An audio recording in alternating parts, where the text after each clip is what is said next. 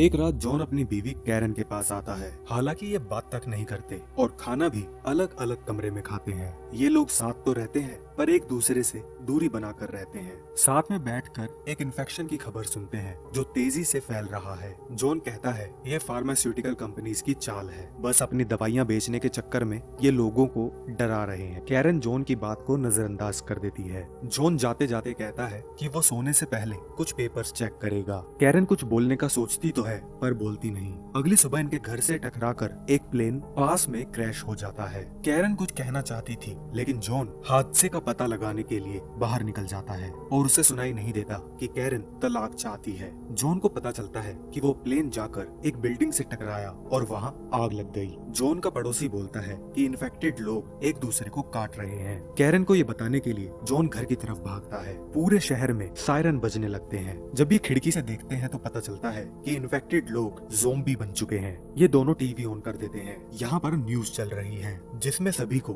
घर पर रहने की हिदायत दी जा रही है। कैरन घर में रखा खाना देखती है जो कि बहुत कम था। ये सब देखकर और सुनकर जॉन को उल्टी आ जाती है। कैरन चाहती थी कि दूसरे अपार्टमेंट में जाकर जॉन खाने का सामान लेकर आए। वो जॉन को बोलती है इस कॉरिडोर में तुम सेफ हो और अब गैर कानूनी गतिविधियां करना भी कोई अपराध नहीं रहा। साथ ही बोलती है अगली बार मैं जाऊंगी। जॉन खाना ले आता है और कहता है पड़ोसी का दरवाजा खुला था। अब बारी कैरन के जाने की थी। वो एक हेलमेट, दस्ताने और साथ ही एक चाकू रखती है अपनी सुरक्षा के लिए। निकलने से पहले वो जॉन को कहती है कि अलमारी से बॉक्सेस को निकाल लेना ताकि उसके अंदर हम सामान रख सकें। जब कैरन सामान लेकर आती है तो जॉन पूछता है ये जो बॉक्सेस तुमने छुपाए हुए थे क्या इनमें तुम अपना सामान डालकर मुझे छोड़कर जाने वाली थी या बस ऐसे ही चीजें इकट्ठा करने के लिए रखे थे? कैरन सिर्फ कहती है हाँ। इसके बाद वो जॉन को तैयार करके पड़ोसी का बड़ा टीवी चुरा कर लाने को कहती है। उस रात न्यूज रिपोर्टर कहता है ये हमारी आखिरी न्यूज होगी और अगली बार आप हमें तब देखेंगे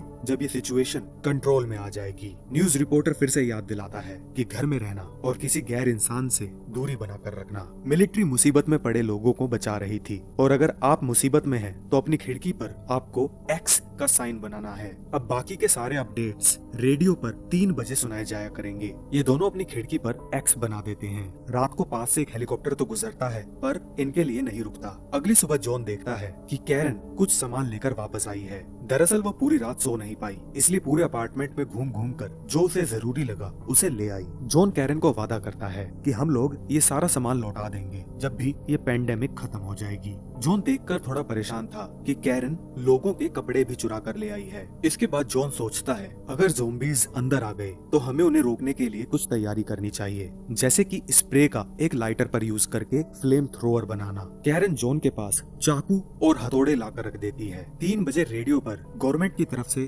कहा जाता है कि अभी तक उन्हें नहीं पता इस महामारी का कारण क्या है। वो बस ये जानते हैं कि कुछ ही हिस्सों में ये महामारी फैली है और ये आश्वासन देते हैं कि वो पूरी कोशिश कर रहे हैं कि पानी और बिजली मौजूद रहे। टाइम पास करने के लिए दोनों ताश खेलते हैं। जॉन को पूरा विश्वास है कि सब कुछ ठीक हो जाएगा क्योंकि इतिहास गवाह है जब जब कोई खराब परिस्थिति आई है इंसान उसका समाधान ढूंढ ही लेते हैं। हालांकि कैरन को जॉन की ये पॉजिटिव सोच एकदम बकवास लगती है और अब वो सुबह सुबह ही दारू पीने लगती है। जॉन पूछता है कि तुम इतनी शराब क्यों पी रही हो? कैरन चिल्लाकर कहती है मैं पिछले पूरे 1 साल से इतनी ही शराब पी रही हूँ, तुमने कभी ध्यान ही नहीं दिया। इसके बाद जॉन और कैरन बात करने का डिसाइड करते हैं। पता चलता है कि जब से इनकी छोटी बच्ची का देहांत हुआ तब से इन दोनों का रिश्ता खराब हो गया। कैरन कहती है हम भी बहुत जल्द मर जाएंगे। जॉन बोला ऐसा कुछ नहीं होगा। अब ये दोनों एक्सरसाइज करना स्टार्ट करते हैं ताकि अगर कभी इन पर अटैक हो तो ये उनका सामना कर सकें। एक रात इनके दरवाजे पर आहट होती है। इन्हें लगा कि मिलिट्री वाले हो सकते हैं। जरा सा दरवाजा खुलते ही एक ज़ॉम्बी इन पर अटैक कर देता है। जैसे तैसे ये दरवाजा वापस बंद कर देते हैं। उसी दोपहर 3 बजे रेडियो पर खबर आती है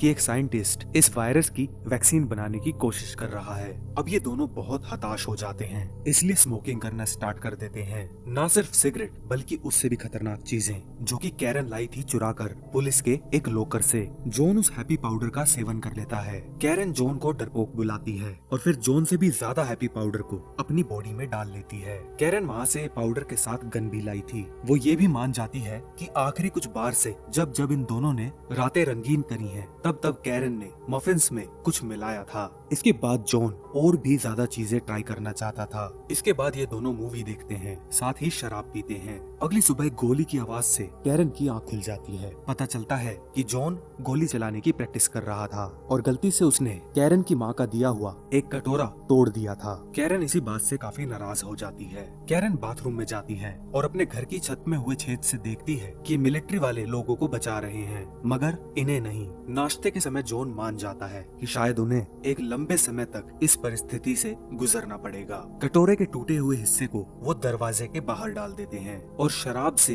कुछ मोल्टोव बॉम्ब्स तैयार करते हैं। वो अपनी एक्सरसाइज करना भी कंटिन्यू करते हैं, लेकिन साथ ही वो हैप्पी पाउडर भी लेते रहते हैं। अगले दिन 3 बजे रेडियो पर भी कोई खबर नहीं आती। अगले ही पल उनके दरवाजे पर एक दस्तक होती है। ये लोग हाथ में हथौड़ा लिए थोड़ा सा दरवाजे को खोलते हैं। सामने थे इनके पड़ोसी लियो और एमिली। फिर ये इन दोनों को अंदर घर में ले लेते हैं। एमिली और लियो बताते हैं कि ये दोनों लॉन्ड्री रूम में छुप गए थे और जब ये बाहर आए तब तक ज़ॉम्बीज़ ने इनके अपार्टमेंट पर कब्जा कर लिया था। जब इन दोनों ने जॉन और कैरन के दरवाजे पर वो कटोरे के टूटे टुकड़े देखे तो ये समझ गए कि यहाँ जिंदा लोग हो सकते हैं। ये दोनों खाना मांगते हैं क्योंकि 2 दिनों से इन्होंने कुछ नहीं खाया था। इसलिए जॉन और कैरन किचन में जाते हैं, मगर वहाँ इन दोनों के बीच बहस हो जाती है और ये खुसर फुसर करके बातें करते हैं। वहीं एमिली लियो को बताती है कि कैरन पागल हो चुकी है जब से उसने अपना बच्चा खोया है और जब से उसे पता चला कि वो दोबारा माँ भी नहीं बन सकती। दूसरी तरफ कैरन जॉन को कहती है कि ये खाना हमें अपने लिए बचा कर रखना चाहिए। साथ ही कहती है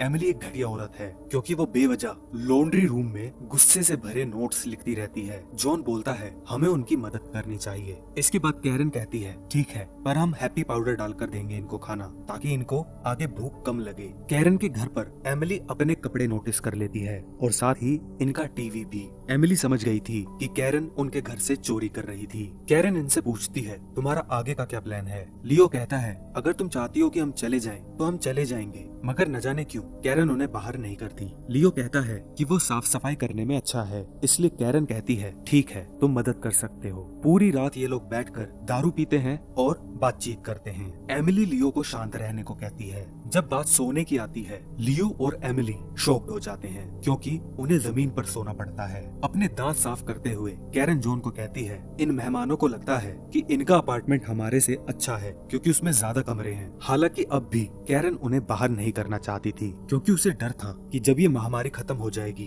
तब उनके दूसरे पड़ोसी इन्हें जज करेंगे कि कैसे इन्होंने किसी की मदद नहीं की। उसी रात कैरन जॉन के साथ रात रंगीन करती है ताकि अपनी आवाजों से अपने मेहमानों को परेशान कर सके। एमिली इसे कंपटीशन की तरह लेती है और वो भी लियो के साथ चालू हो जाती है। पूरे अपार्टमेंट में इन दोनों लड़कियों की सिसकियां गूंज रही थीं। अगली सुबह एमिली बाथरूम में जाकर ऐसे ही बैठ जाती है ताकि कैरन को वेट करा सके। नाश्ते के बाद कैरन मेहमानों को साफ सफाई करने को कहती है अगर उन्हें बेड चाहिए। काम करते समय एमिली कहती है ये साफ सफाई का काम बहुत ही टुच्चा है। लियो कहता है चुपचाप करती रहो और अगर तुम बोलो तो हम यहाँ से जा भी सकते हैं, मगर एमिली बदला चाहती थी। उसने सोचा कि सोते हुए जॉन और कैरन को जान से मार देगी। सफाई करके एमिली और लियो देखते हैं कि कैरन सोफे पर सो रही है। लियो बोलता है हमें अभी कर देना चाहिए। तभी कैरन की आंख खुल जाती है और वो जॉन को लेकर दूसरे कमरे में जाती है और जॉन को सब बता देती है क्योंकि कैरन ने सुन लिया था। जॉन और कैरन डिसाइड करते हैं कि अगर वो दोनों हमें मारना चाहते हैं तो क्यों ना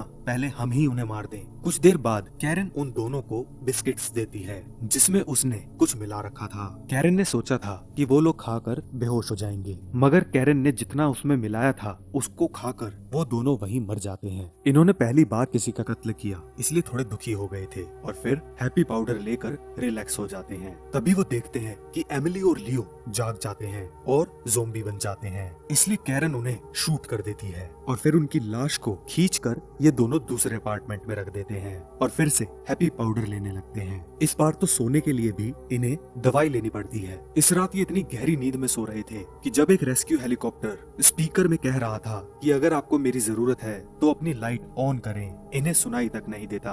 अगले दिन कैरन कहती है किसी भी दिन हमारी भी मौत हो सकती है, इसलिए ये और हैप्पी पाउडर खाते हैं और बहुत देर तक इंटीमेट होते हैं। रिलैक्स होने के लिए फिर ये नहाने लगते हैं, जहाँ कैरन कहती है अगर सब कुछ ठीक हो गया तो हम एक बच्चा गोद लेंगे। जॉन भी मान जाता है। ये दोनों एक दूसरे को दिखाते हैं कि ये कितना प्यार करते हैं और अपनी जिंदगी को एक नए सिरे से जीना चाहते हैं। इसके बाद ये लोग घर पर ही कैंडल लाइट डिनर करते हैं, फिर एक रोमांटिक मूवी देखते हैं और फिर से इंटीमेट होते हैं। तभी इनके दरवाजे पर दस्तक होती है और सामने से आवाज आती है कि हम रेस्क्यू टीम से आए हैं। मगर तभी 3 गुंडे उनके घर में आ जाते हैं, जो पलक झपकते ही इन दोनों को धाराशायी कर देते हैं। जॉन की गर्दन पर चाकू लगाकर वो कहते हैं जो भी कीमती है जल्द से जल्द इकट्ठा करो। वहीं लीडर कैरन को बेडरूम में ले जाता है ताकि उसके साथ मजे कर सके। मौका मिलते ही कैरन उसके मुंह पर हैप्पी पाउडर फेंक देती है और लात मारकर उसकी गोलियां फोड़ देती है और फिर एक कैंची उठाकर उसकी गर्दन पर लगातार वार करती है। इसकी चीख सुनकर बाकी के दोनों गुंडे भी अंदर आ जाते हैं, मगर इससे पहले कि वो कैरन को कुछ कर पाते, जॉन भी पीछे से अंदर आ जाता है और उन दोनों को शूट कर देता है। लाशों को ठिकाने लगाने के बाद ये लोग फिर से दारू पीते हैं। तभी बाहर इन्हें रेस्क्यू टीम की आवाज आती है। ये खिड़की पर पहुंचकर मदद की गुहार लगाते हैं, पर कोई फायदा नहीं होता। इसलिए ये सोचते हैं कि अपार्टमेंट से बाहर निकलकर फिर मदद मांगेंगे, मगर इनके कॉरिडोर में ज़ोंबीज थे। जॉन ज़ोंबीज को हथौड़े से मारता है और ज़ोंबीज का खून जॉन के मुंह पर आ गिरता है। दरवाजा बंद करके ये दोनों वापस खिड़की के पास आते हैं, मगर तब तक रेस्क्यू हेलीकॉप्टर्स जा चुके थे। कैरन नर्वस थी क्योंकि अब इनके पास ज्यादा दिनों का खाना नहीं बचा था। जॉन आश्वासन देकर कहता है कल सुबह हम जरूर कुछ प्लान कर लेंगे। आधी रात को कैरन उठती है और देखती है कि जॉन हथियार तेज कर रहा है और टॉर्च में बैटरीज भर रहा है। फिर ये दोनों प्रोटेक्शन पहनकर एक दूसरे को आई लव यू कह के किस करके अपने घर से निकलकर ज़ोंबीज का सामना करने की कोशिश करते हैं, मगर ज़ोंबीज इतने ज्यादा थे कि इन्हें आखिरकार वापस अपने घर आना पड़ता है। घर लौटकर कैरन बताती है कि ज़ोंबी ने उसके पैर पर काट लिया है। जॉन कहता है तुम ज़ोंबी नहीं बनोगी अगर तुम जिंदा रही, और तुम्हें तो पता है जल्द ही कोई न कोई वैक्सीन बन जाएगी। उस रात कैरन को शराब का टेस्ट बहुत बुरा लगता है।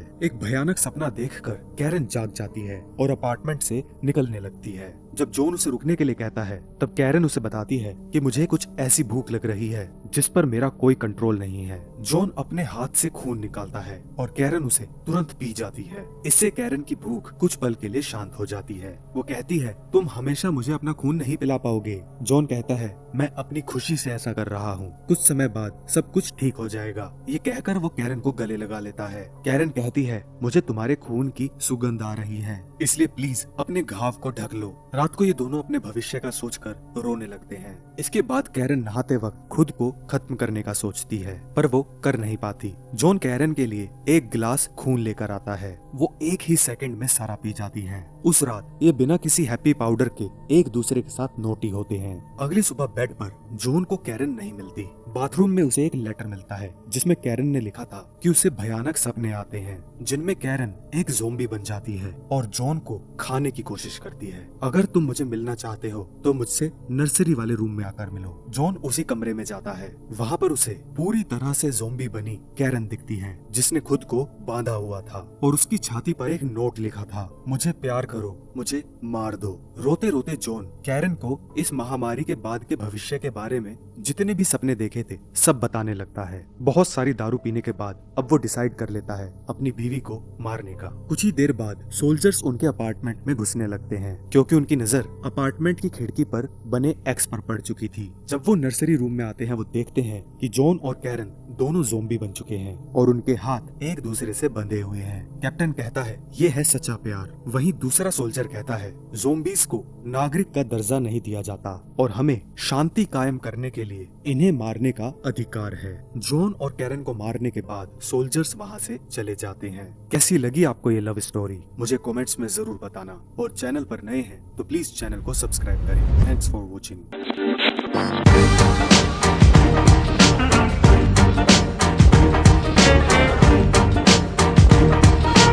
This is a Cinema Beats production.